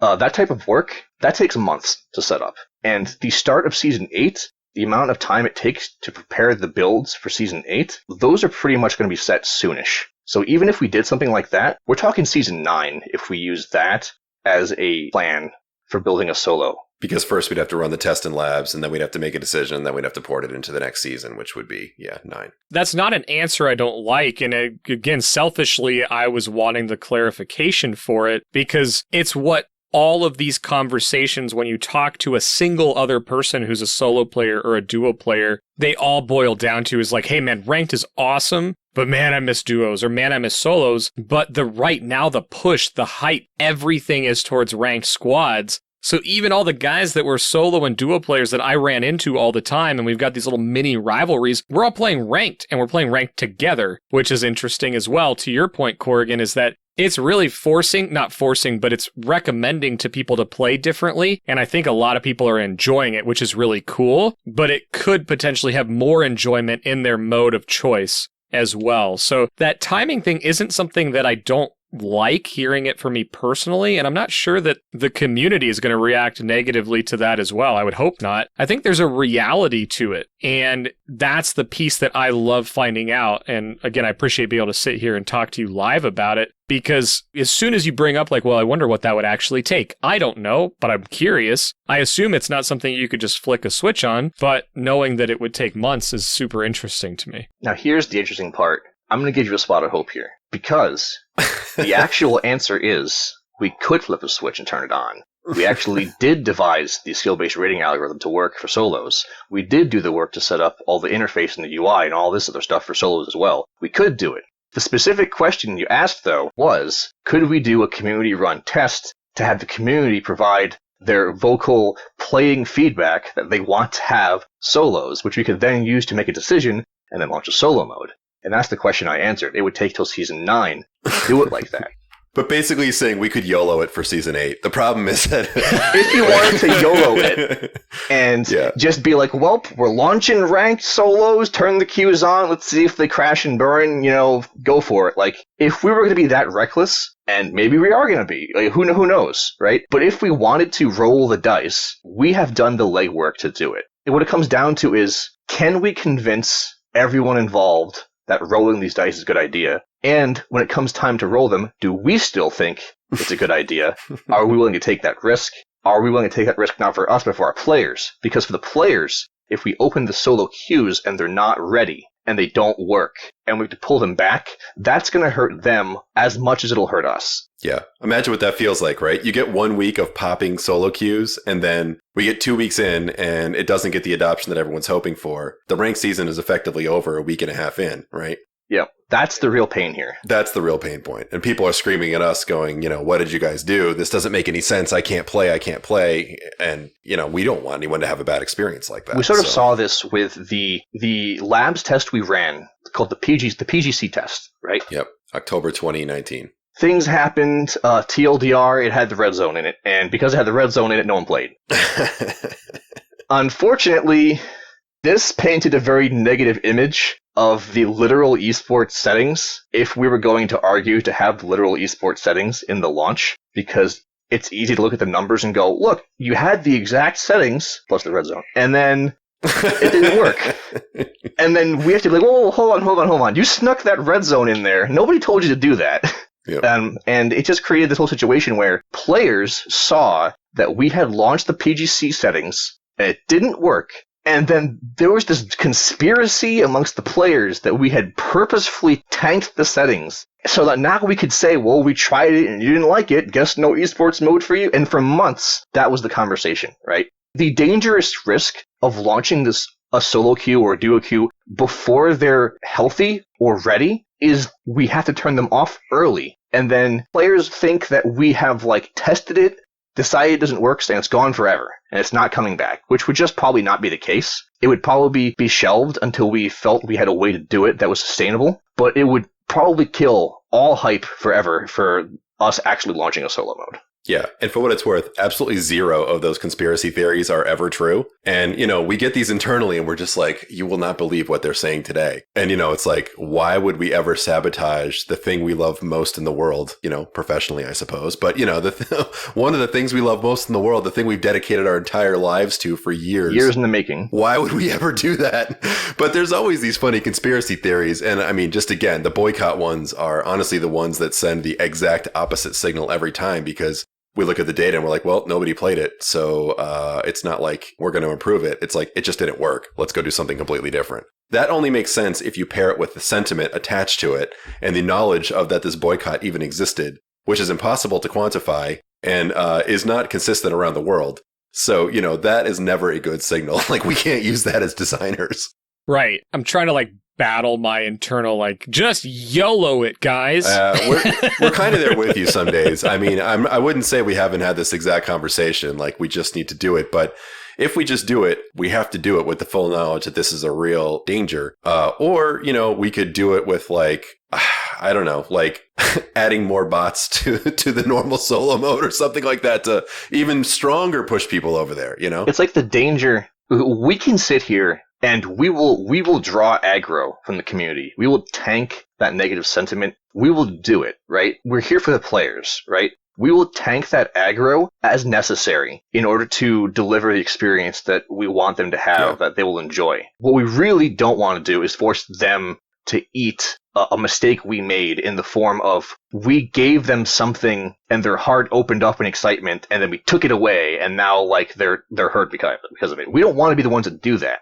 And that's what will happen if we roll these dice and they fail. Of course, the promise, the ever-distant utopia, is that we roll the dice and it works, and it's all amazing, and I love that. Maybe it'll happen, but it's really, really scary, not for us, but for the players. And you have to understand, launching ranked mode period was a bit of that for us, sure, right? Because we don't know what the adoption's going to be. So we're really happy with the numbers, but I mean, even launching an additional 2 queues into the game right now is extremely dangerous. So yeah. I mean, obviously we couldn't do that even until the bots were in, for example. That's what made it possible. I guess the only thing I would add to it is I recognize the risk. I like the way you framed it. The thing I would add, though, is, I was normally, 6 months ago, I had most of my playtime during primetime NA, right? So it would have been 8:30 p.m. Central Time until midnight, right? That's when I played most of the time. So all the queues are stacked. I could play whatever I wanted, etc. My playtime switched to where sometimes I was playing in the morning or sometimes I'm playing in the early afternoon. I don't put it on PUBG that I can't queue into a solo match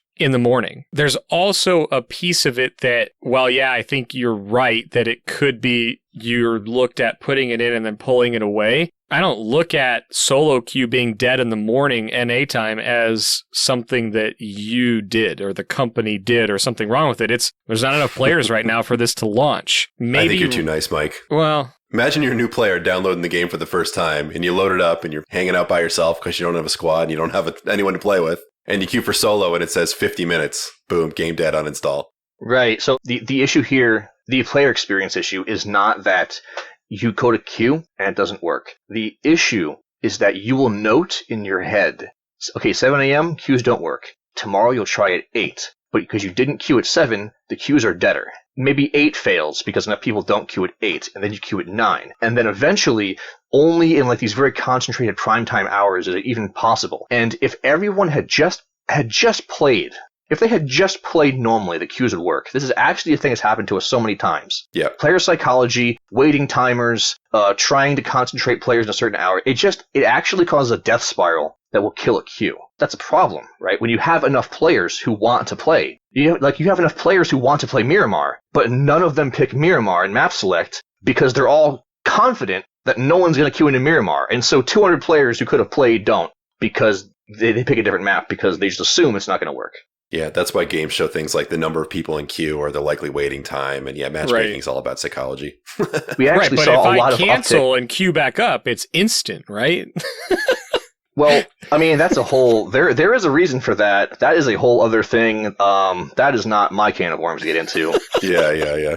No, I was saying it facetiously because there's that mindset of like, oh, I've been in queue for a minute and I hit cancel and I get right in. You know, it's that false positive of, well, it worked this time, so I should try that every time. Like, and the more people that cancel, the worse it gets. That's exactly right. So you actually see this, the inverse effect of this, in FPP queues now that have bots. You'll see queues that previously would have to start with 20 or 30 real players or not start at all at various times in various regions with various different team sizes in FPP. They just would not start because players knew those queues were slow or they wouldn't start, and so even though they wanted to, they didn't. But now that we have bots in there, the matches are guaranteed to start. You'll always get a match. So at the start of the launch of the patch, we added bots. Yes, lots of the matches that were FPP had lots of bots in them. However, once players started to realize that no matter when they queued, it would always start, the queues started to fill up more and more with real players. And now we have FPP queues with 60, 70, 80% players, where before, and they just would not start, or they would start with almost nobody. And it's because of that confidence that when you hit Q, it will play. It's a very real, self-reinforcing effect, and it goes both ways. Unfortunately, fortunately, there's no bots in ranked. So this effect only works against us in this case. And I think, this is just speaking as my personal opinion, I guess, but I think for right now, the different configurations per region is possibly something to do, is possibly a way to go. I mean, there's challenges there in and of itself. Like I said before, it's not exactly the direction we love, but that's actually, I think that's a possibility. Right. Okay. There are design options here. Yeah. There is more possible than just turn the queues on, see what happens, right? Yeah. There are ways that we could hedge our bets, play it safe, do what we can to support these modes if we felt that it would work and be healthy and it would help our players out. So we could, for example, open only on weekends, right, for solos. Play squads all week, tune in on Friday, Saturday, and Sunday, and you can only play solo ranked on those days. Then those players might, if they all concentrated their power together combined into the weekends, they might Voltron together and form a solo rank queue. Yeah. And that's a possibility. That's one of the things you could do. And then, say those queues pop really hard on the weekends. They always pop. The solo queues run the entire time. Then maybe we go, what if we ease it back to Thursday to Sunday? And then if Thursday also starts to be really regularly healthy, you back it into Wednesday a little bit. And before you know it, it's possible that you have a full week open queue. It's one of the directions we could take. Yeah. But again, you still, even if you try it that way, you run the risk that maybe there's players, they don't understand that it's only open on weekends. Are they aware ranked even exists for solos because it's not there when they play? Maybe they only play on Wednesdays and they don't play on weekends ever, so it doesn't hit the mark. Yeah. There's not a way to make everybody happy in design ever. we only get to like take one swing at it for the biggest effect. So you want to really guess correctly. Yeah, and I kind of asked that question, maybe assuming some of that, but I appreciate the back end because it's really easy to think or say or read somewhere on the internet that, oh, the game's been out this long, like, why can't they just do this? And it's good to know, I guess for me personally, the player experience, like, how can I help it? And it's things like what queues are up using the tools that are in the game. So I appreciate that response because it's not exactly clear how this moves forward, I think, from our end and from yours. So it's cool to kind of hear what's going into that decision. I mean, we don't want to paint that discussion like it's some sort of technical barrier. I mean, the honest truth is we could probably do any one of those things without a problem. The problem is we can't do every one of those things because then there's a lot of problems. And so, having conversations like this, or even the one we had like last time about, what does it mean to be good at the game? I mean, we have officially sort of solved that problem with ranked going live, for instance. That's one down. But, these types of conversations have to happen. There needs to be more of them. I know we've been actually in 144 characters having a lot more of them on Twitter lately. We'd like to have more of them on Reddit. It's a little tough to have these types of conversations sometimes on Reddit. We've been having a lot in our Discord lately too. So, we're trying to get out there and talk about this stuff. It really needs to be a conversation because we want to take it in a way that the players want to go. But players have to realize that like their very strong opinion is not everyone's strong opinion. Sure. We hear people say all the time that like, PUBG is this, it's clearly this. And then like, 3 tweets later, nope, PUBG is that, it's clearly that. And it's not one thing. It's just like you've said tonight. It's just not one thing to all people. Yeah. That's a challenge for us. Even if you just go on the official, like the English-speaking Reddit for PUBG console and PC, you go in there and you so much as thumbs up a video by somebody who's a TPP player, and that's it. You are persona non grata. Like, prepare to be downvote bombed to oblivion. Because to the players on Reddit, TPP players either don't exist or aren't worth talking about. Yeah. And if you try and be like, no, like a massive amount of players play TPP, it's a legitimate mode, like, you'll get pitchforked out of there for having fun the wrong way. Yeah. For having fun the wrong way. And that's it. Like, that's not our job to tell them they're wrong. And then there's the thought of, if you just take TPP ranked mode away, they'd play FPP, when the answer is probably no. That's maybe some of them, just because they really want to play ranked would, but probably not the majority of them. And that's a pretty not cool way to go about things. So you gotta gather your sentiment from a lot of the places. Well, and I see that in FPP too, because there's people that are extremely good at the game, people that I've played with, and they only play squads. But there's people that they regularly play with that don't like the competitive or super communicative type of play. They'd rather have good banter and have fun, and they have yet to queue for a ranked match because of that. And so just thinking like, oh, hey, if you remove this or you push them in a direction, they're definitely going to go play it. I don't think that's true. Yeah. Because there's players that I know would do really well in ranked, but they'll never go. They don't want to. That's not their preferred method, so they're not going to do it. So even though you added the ranked mode to FPP squads, not every FPP squad player is going to go play ranked. Yep. Right, exactly. In fact, 90% of them usually don't. It's not our job to tell them that their fun is wrong. If they're playing and they're having fun, I mean, we make a video game. We take it very seriously, but, it's good that people are having fun in their own way. That's Reddit's job. I'm sure that I'll have something else come up regarding ranked as we move into the second part of this discussion, but I really want to give my sort of high-level thought process on the releasing of both ranked and bots as we moved into the bot conversation. And again, maybe this is a conspiracy theory, but I've been saying this for a long time, and anybody that's listened to the show or listened to me talk on stream or whatever, they're going to know that I talk about this a lot. But I look at your releasing of ranked and bots at the same time as being actually a brilliant move. And I'll say it again, I think it's a brilliant move because not only are you creating something for the new player to actually latch onto, the person who doesn't connect with a lot of shots or any, if ever, who's dropped into 20 games and never gotten a kill, they can now join the game that is very hard to get into initially and have a progression into actually playing the game. At the same time, you launch something for the veteran players to latch onto and something that could support a massive influx of players. And I always look at the health of a game long term as the ability to attract the new player and have something for them to progress into. So the reason I lay this framework out is I see getting the bots and that system better and moving it towards progressing a player into potentially playing ranked as the ultimate system for going free to play. And I don't know if we can talk about that tonight or if that's it, but it's what I believe in, is that being able to attract new players is key, and having the progression from brand new player all the way up to hardcore casual and professional is critical. And I look at the move of launching both of these at the same time as being basically the building blocks to what that could become. So I'll just flat out ask it up front. Is that, even if it's not something you can respond to officially, is that a dream? Is it on the table? Has it ever been discussed? Like, it hits so well for the new player and for the veteran player that it's just like my mind makes it mash together. Yeah, I mean, the specifics of the free-to-play thing is hard to comment on.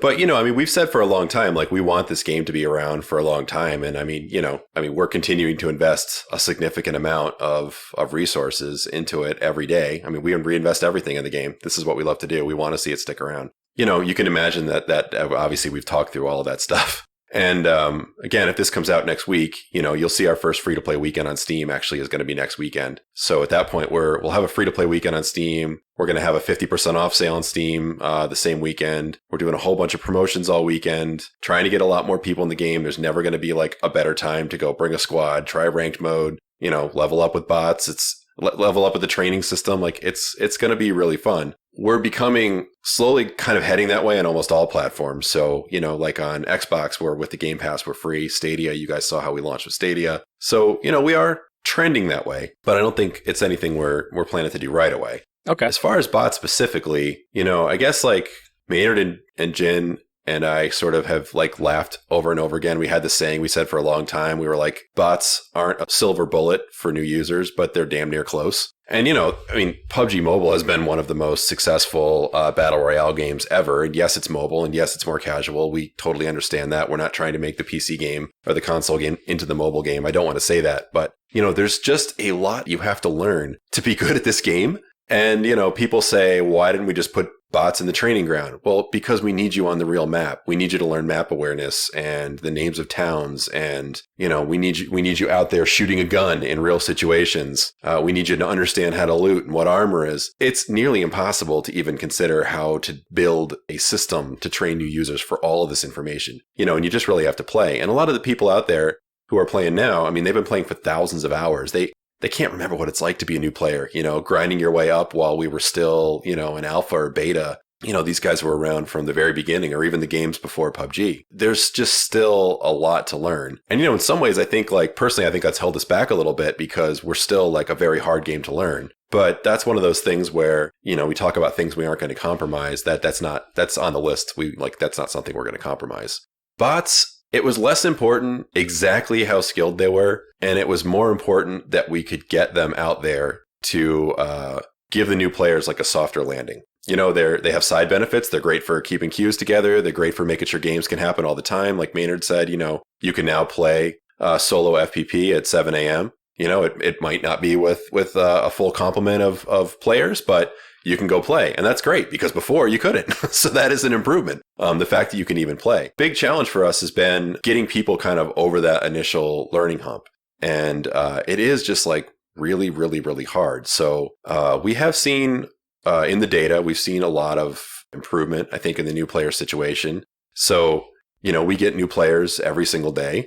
And we can measure, how long they stick around, how many games it takes them to get to a certain skill level with a gun, because we have the mastery system now. We can track that. How long it takes them now to maybe transition into ranked. We can track that too. Having this available is really a silver bullet, for a lot of new player issues. And, another thing people have asked is like, why don't you do it offline? Why can't I play just myself in customs with 99 bots? Well, we also don't want to make an easy way for hackers to be in there training hacking tools either. So, we need to be careful with some of this stuff. Interesting. Okay. That actually, I hadn't even considered that before. Is that some of the reason for the random spawning nature of the bots? Because that's one of the things that gets criticized in this early implementation is like, when a bot spawns in behind you. And again, this is totally biased from a veteran player's point of view, right? If a bot spawns in behind me, especially in like solos or something, and starts shooting at me and I have to kill it and give away my position, veteran problems. I get it. Yeah. But is that part of the reason that the randomness is in there? Is so that they can't really you can't train against them? Actually, What, you don't like ninja bots? I think they're hilarious. From my perspective, it's hilarious when you get into into like a mid-game like rotation situation, then you hear the bot shooting at you, and it's like, oh no, I got to kill this guy, and then the guy that I'm rotating around is going to hear me. It's rough sometimes, but I don't see it as being a huge deal. It's sort of just kind of it's funny to me. Yeah, they do some really dumb things. So, disclaimer, like, I'm not on the anti-cheat team or the bot team. I can't 100% tell you the exact reasons why bots behave the way they do right now. I can tell you that it has nothing to do with anti-cheat. Yeah.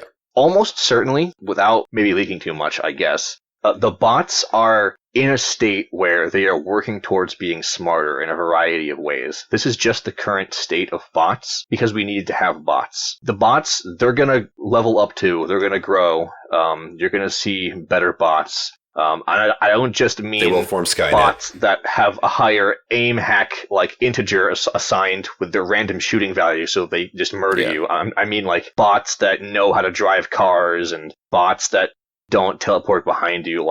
This is the direction we're going in. Much like ranked, bots is like an ongoing project, and this is just not even its final form. Yeah, but just to the random spawn thing, I'll throw in there. I mean, for the new players, we want to make sure people are getting encounters, right? We want to make sure people actually encounter bots, so they actually have to use guns and they actually, have a chance to land some shots. So part of that, is that mechanic right there.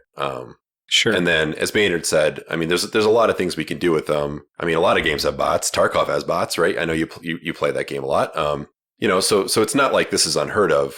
So part of it is the way that maybe they've been brought in. Part of it is that you can't level up to a certain point where the number of bots is 0 right now. These are all balancing issues that can be adjusted. We can introduce smarter ones. I've mentioned before that we have this internal bot named Ultron that we've been playing around with. And we've been training that off of, using machine learning on actual player, events and player tactics. So, maybe that thing will go sentient or something one day and it could just take over. But, there's a lot of options. But for the first version, we had to focus on like where the fire is, which is retention of new players and also making sure the queues pop. And it's also a bit of a safety net. If a bunch of people leave to play ranked and the normal queues aren't full anymore, well, we still want them to be playable. So, it's all those types of issues right now. But yet we did purposefully launch them at the same time. And part of, I think, what created the issues that came out on the console with the console release was that, unfortunately, ranked wasn't quite ready to launch at the exact time that bots were. As I mentioned, they solve a lot of different problems, and we were bringing out a new version of the game, and we didn't know how many people were going to pick up the new version of the game. So, you have this tool that allows you to mitigate some of that risk, like you use it. There's conspiracy theories out there, which we laugh at all these, but that somehow we were forced to. Or that Google just walked over to our office with like $1 billion and just, forcefully bought bots into Stadia to make Stadia have bots. No. And all that's ridiculous. I mean, they've been an awesome partner to work with and nobody forces us to do anything. So, but I mean, we ourselves said, we have to mitigate risk where possible of a new platform. And, it did turn out to have been I think a good decision.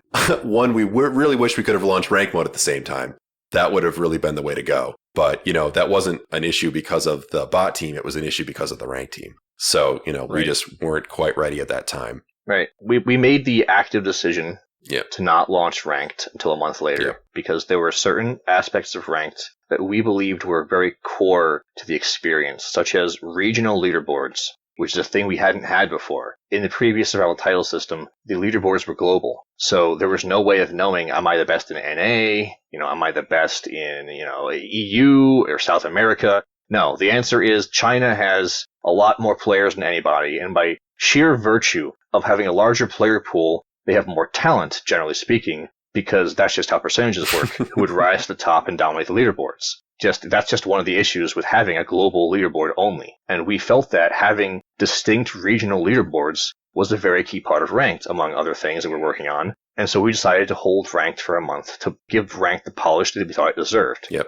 That feature specifically actually is what delayed it the last month. And as it turned out, again, I mean, having the shorter season, the 8-week season was probably a good thing because it, allows us to feel like we can pretty quickly react for season 8. Is that firm? Is that able to be talked about right now, season 8 launch?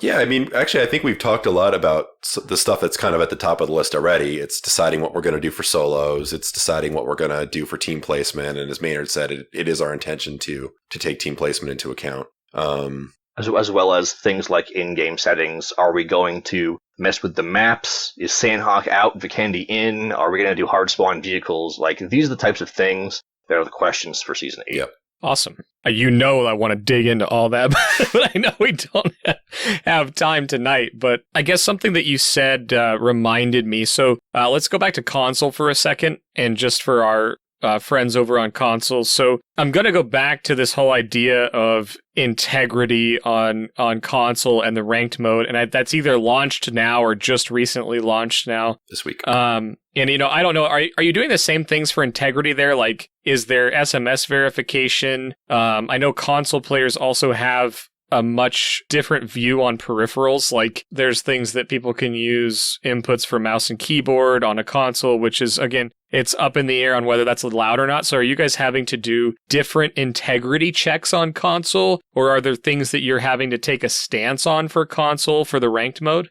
that you previously didn't have to? Well, we sort of already took a stance on some of those things. The mouse and keyboard stuff, right? And the cheat controllers and all those things. We've said before, like, those are not authorized. If we catch you with them, you're banned. And with ranked, if you get banned permanently, or even temporarily, if you're temporarily banned for the duration of your temporary ban, you're going to be off the leaderboard. And if you ever get permanently banned, you're off the leaderboard forever. We're taking a hard stance against cheating of all kinds, including messing with controller style unfairness. That's our personal stance on it as a ranked team. Of course, I can't personally speak as the company how we take this, but that's how we're positioned. No, I mean, cheaters is one of the most important issues we've got right now. We're launched, like, recently the community managers and a whole bunch of volunteers have actually started doing banning. So that's launched in our Discord. So yeah, there's going to be a lot more of that. We're talking about possibly working with some of the community, stats apps like PUBG Lookup and PUBG Report. So maybe you could, do banning or something directly from those tools. We've got a lot of stuff we're working on. We're taking it very seriously, but as you guys know, it's just really hard, and it's just not us, it's everybody. But I think the specific thing you're asking about is SMS, basically, and why it's not on console. Yeah. Which is a fair question. And, we on console, like, we have a lot more tools at our disposal because we've got verified, credit cards from their Xbox Live account, and we've got console IDs, and we can work with Microsoft and Sony directly. Like, we've got a lot more tools. So initially we just didn't think it was really needed there, and we, mouse and keyboard entry and SMS verification is just more of a pain in the neck sometimes, but we may reverse the decision on that one. The bigger issue on console, I think, is the ability for radar hacks to work, which we will be patching very shortly. So that's been the top priority, I think, over on console from the cheat perspective. So that's in the works and coming out. Is cheating something you can talk to? Because it's like, I know there's the conspiracy theories out there, like, every time there's a banned cheat, they have to go buy a bunch of new accounts, and that generates however much revenue. Which, oh my god!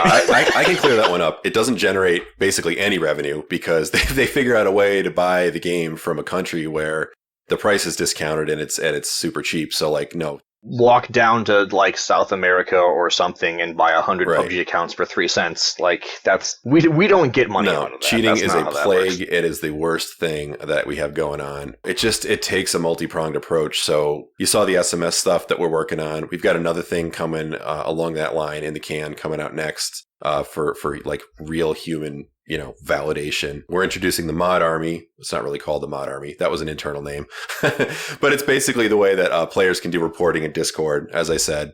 Okay. And then recently we just did a big upgrade to some of the in-game anti-cheat stuff. So no, we ban more players in a week than most games ban in a month. So we take it very, very, very seriously. And it's, it's one of the things that keeps us from being able to take the next step, on the free-to-play journey, for instance, because we can't have that type of cheating problem. There's no way we don't make money off it. It absolutely costs us more money than we would ever make, and it's terrible. So it's a plague. To speak about SMS on console, yeah, just a little bit more from a design perspective. Requiring players to register with SMS, it cannot be denied that it is a new barrier to entry. Not just because it's like a pain to go through the process and like maybe your text carrier is like spotty and it's like it's actually difficult, it gets lost, you gotta try multiple times. Maybe you don't have a phone, or maybe you're not like of age and your parents tell you like I'm not letting you do that. Like there's all kinds of reasons why it's a huge barrier to entry. Even regardless of that, it takes time and energy. A lot of players are going to be put off by that. The amount of benefit that you stand to gain from putting a barrier to entry into ranked like this nature, it has to be high enough to warrant damaging the player experience to such an extent, which is what is happening. Players willingly accept that pain to go through the SMS because it adds what they perceive as enough value to their experience that they will do it. So when we approached SMS, we looked across the board and there are various different situations where the addition of SMS doesn't seem to add as much value as it does for PC. One of those is console. But another example is actually Korea. So in Korea, their accounts are basically already require their own type of phone verification. And their phone verification is tied to their Korean social security number. It's actually very strict. And it's not just in PUBG. It's a lot of games over there do this, right? If you cheat, if you hack, if you do any of these things and your Korean social security number gets blacklisted, that is probably it for you for a lot of games. That's the extent they take it over there. For clear reason, they don't need our extra level of SMS on top of that. So that's immediately the need for having different levels of verification for different regions is on the table. And so while we were writing that software, we were like, well, what about other cases where it doesn't add as much value as it adds pain? And consoles where it's like, well, I mean, if you ban their Xbox and they have to buy a new Xbox, that's actually about as much cost as buying a new phone in that case. You don't have the extensive tools like on PC where you can go and like spoof things and do whatever you want to try and get around it on a console. So it's a lot easier. Like you can't pull your Xbox apart and replace the graphics card and now like that hardware ban is gone, right? Right. Yeah, the problem on console though is that the multiple accounts hacks, and we're banning accounts and then people will create new accounts, and yeah, you need a new vector to deal with console. Yeah. Right. Well, and I guess I don't really want to dig too deep into this without saying the cheating sort of issue right now is very much not PUBG specific. No. All the FPS titles that I've played or do play recently, I mean, Valorant, Tarkov, PUBG, it seems to be ramping up, and there's a lot of new stuff out there about how deep cheats have to go, and thus the countermeasures have to go, and where that's all leading. So it's kind of an interesting and scary subject. Hearing that the Korean social security numbers are tied to it, it kind of makes me chuckle, and it kind of makes me say, maybe that's a good thing, because cheating is one of, if not the most frustrating and quickest ways to get you out of the game. Right? I'm not somebody that jokes about like, you're killing my immersion, right? That's a Reddit joke, right? But we've talked about it before. It's that thing that removes you from the game and immediately clicks you out. It's kind of like when your parachute fails and you die and you're just like, well, that's nothing I did wrong. The game messed up. Cheaters have the ability to do that to you as well. So it's definitely a big issue. It's cool to hear that you guys are really trying to figure out the best way to do it. When you say you ban more in a week than most games do in a month, that's got to be a crazy number. Yeah. And it's not like we get all them back. So, For ranked, we're approaching the cheating issue from like many directions.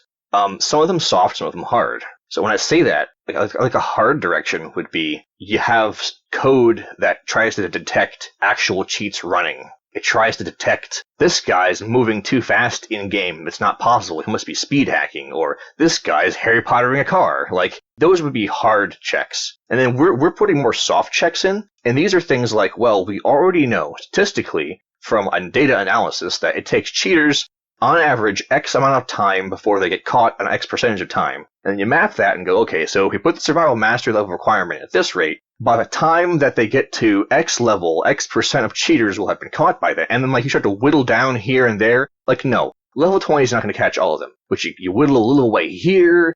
A few of them don't have access to multiple phones, so you whittle a few of them away there. Yeah. And then you like that like attacks the low effort cheaters and gets them out, right? It's too much effort for them to keep cheating and getting banned. So that gets rid of like the surface level, like script kiddie, easy access cheaters.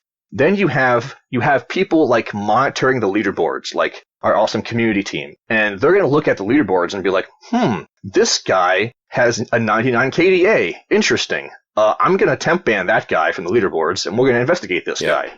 And so you have manual screening on the top end of what are effectively the cheaters who invested the most time. They've went and paid their literally hundreds of dollars a month in some cases for their cheating suite, their premium cheating suite, right? And they've got their gray market PUBG account, and they've gone in there and they've started to hack, and they're feeling great, and they've hacked for dozens of hours. Here I am, I'm about to hit master, and I get up there, and then not on leaderboards. That sucker punch to the hackers of you just wasted all of your own time and money, as well as actually having them not interfere with the leaderboards is like the attempt to tackle this from the other end.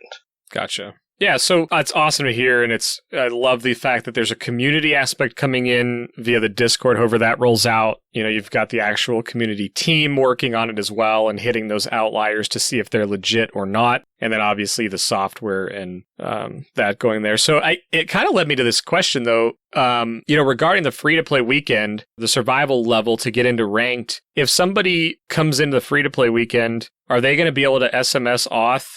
And if they get to the level 20, will they be able to play in ranked on that weekend? I think they will. We're going to block things like the store because we don't want them to accidentally spend money and then not be able to really enjoy the thing if they don't purchase the game. But got it. Yeah, they'll be able to play. And I mean, we want them to try it out, So, yep.